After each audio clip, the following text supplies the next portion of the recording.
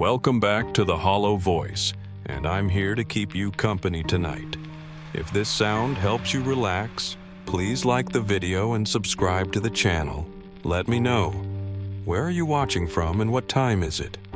Now go lie down and relax. Have you ever played One Word Story? It's a very simple game. A few people take turns, going around to make a sentence. Each person adds one word until the sentence is complete. Then someone says period, and it's read back. It's actually pretty fun if you play with the right people, but I'm pretty antisocial and only have one or two friends. They don't like the game as much as I do, so I use a random chat site to play with strangers. It's completely anonymous, so my identity is supposed to be safe. Anyway, it was late afternoon on a Saturday, and I was in the middle of a game when my apartment went dark. It was probably caused by the weird heat. All week, other tenants in my building had complained about the power cutting short around this. It only lasted a few minutes, but when the power came back on, I saw I had been disconnected from the site. When I tried to re-enter, I couldn't. It kept crashing or something, and I kept getting disconnected. I'm easily bored, and was a little more than pissed that I hadn't finished my game. So I took to Google and searched chat room anonymous one-word story. After 0.18223 seconds, I had 23,000 results.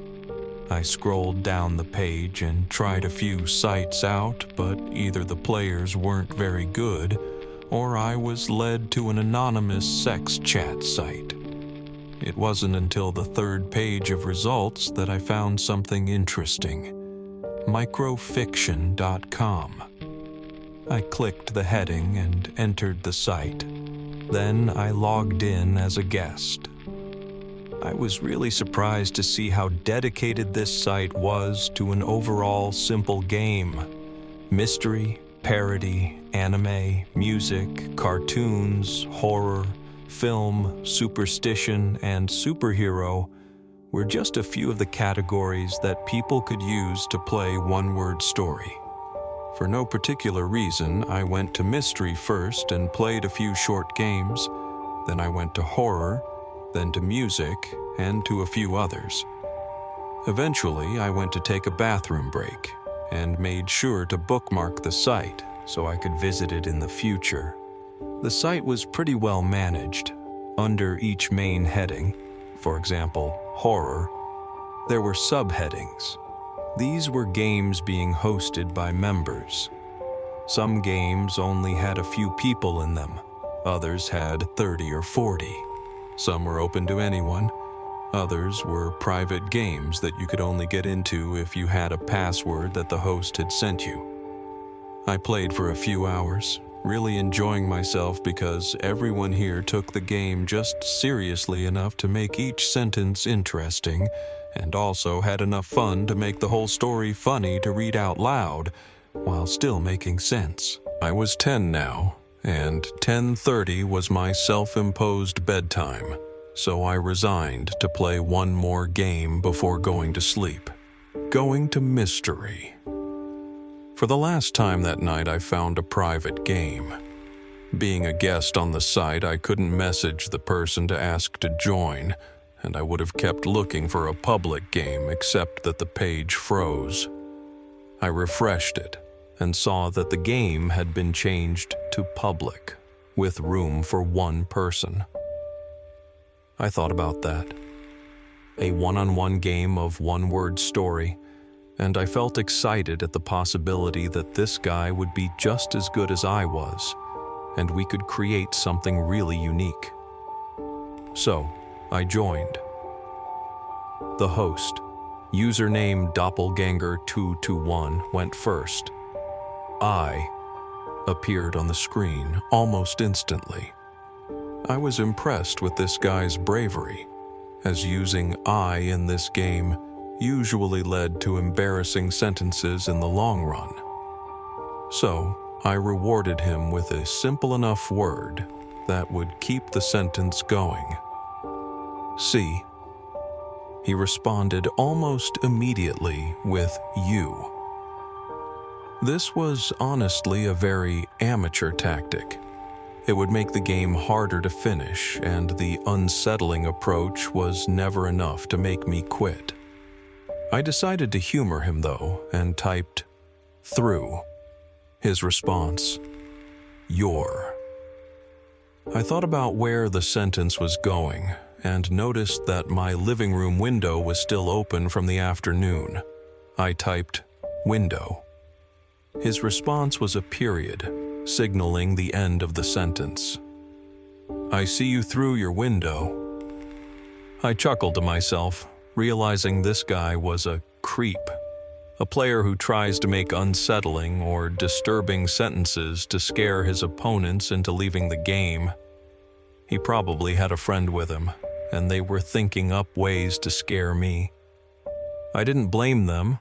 My sister and I did that last Halloween when I babysat for my parents. I started the next sentence. You. His reply, are. My reply, not. His reply, safe. My reply was a period, ending the sentence. You are not safe. Again, I chuckled and watched as he started the next sentence. I appeared on the screen. I typed AM, which was followed by coming. I thought about ending the sentence there, as a slight punishment against the guy for not taking the game seriously. Instead, I typed 4 to see if he would type what I thought he would. He typed you. I was right on the money and typed a period. I am coming for you. It wasn't funny anymore, just boring. There was a chat, so I used it to tell the guy to cut the creep stuff. I told him it wasn't funny, and if he didn't cut it out, I would leave the game. He actually replied, "Look out your window." That caught me off guard, but I did what I was told. Across the street, a light post had burned out its bulb, which I hadn't noticed before. It was pretty dark, and I couldn't really make out any shapes. I turned back to the monitor. Doppelganger had typed I, and I saw in the chat that he had posted another comment. Basically, he was telling me what to write. I was becoming fed up with him, but 10:30 was just 5 minutes away, so I reasoned to just finish, and did as he asked. I typed have. He typed A. I typed gun. He typed 2. I typed your. He typed head. I finished the sentence with a period. I have a gun to your head. I sighed aloud and closed my eyes, stretching at my desk. I just wanted this game to be over. It was my turn, and he had sent me another list of words, so I typed I. He typed am. I typed at. He typed your. I typed window. He typed a period. I am at your window. Reading it aloud, I realized the game was over. We had made the story relate to our first sentence. Out of habit, I read every sentence out loud. I see you through your window. You are not safe. I am coming for you. I have a gun to your head. I am at your window. I finished reading and rested my head against my chair, yawning. I was drowsy and thought about sleeping in my chair when a loud cracking sound echoed across the empty street outside, and I noticed the crack that was spiderwebbing from the center of my computer monitor. I blinked to full alertness and saw it. The glint of a bullet, sticking out of my screen. I turned my head behind me and screamed as I saw someone in a mask staring in through my window. Out of panic, I dashed out of my chair and into my bedroom. I hid in the closet under a thick pile of dirty laundry and waited, trying to control my rapid breathing as my eyes adjusted to the uncomfortable darkness. It was a few minutes before I heard soft footsteps. The maniac was in my bedroom. I could see his dark boots and leather pants. He fired the gun again at my bedsheets. He must have thought I was hiding in the covers. He rummaged through my drawers and took something that I thought was money or my prescription medicine. I saw him stalk towards my bathroom and fire a shot into the shower. He looked around in there before turning around and looking under my bed. He was almost level with the floor, so I could see his features. He was at least 6 feet and dressed in all black, except for his mask, which was white with red tear tracts under the eyes and a painted set of crooked, beast-like teeth. He seemed to see perfectly in the dark. I could really only see him because his clothes seemed to be darker than the already lightless interior of my bedroom. After what felt like hours, he stood up and walked out of my room. I stayed in my closet all night, eventually falling asleep, covered in my unclean socks and underwear. I smelled horrible in the morning, and the first thing I did was take a shower. As I did, I stepped on the bullet that had torn a hole in my shower curtains.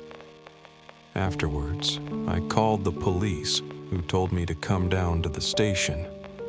I got ready to go, but couldn't find my keys anywhere. While looking through the drawers of my desk, I complained internally about my monitor being busted. I could still see the site, the chat room, and the game, and took a picture of it with my phone for the police. Now, in the kitchen looking for my keys, it hit me that I had kept them in my dresser drawer and ran into my room to see that what the psycho had taken was my keys. I groaned and was about to call my buddy for a ride when I accidentally opened my photo gallery. I was very annoyed with myself until I took another look at the picture I had taken. Something was different in the picture than I had remembered from last night. There was a new line in the chat, a single word, a simple question, a word I had used so many times over the words after a game was over. I never thought that this word would send shivers down Moore's spine, nor turn my blood to ice in my veins. Rematch?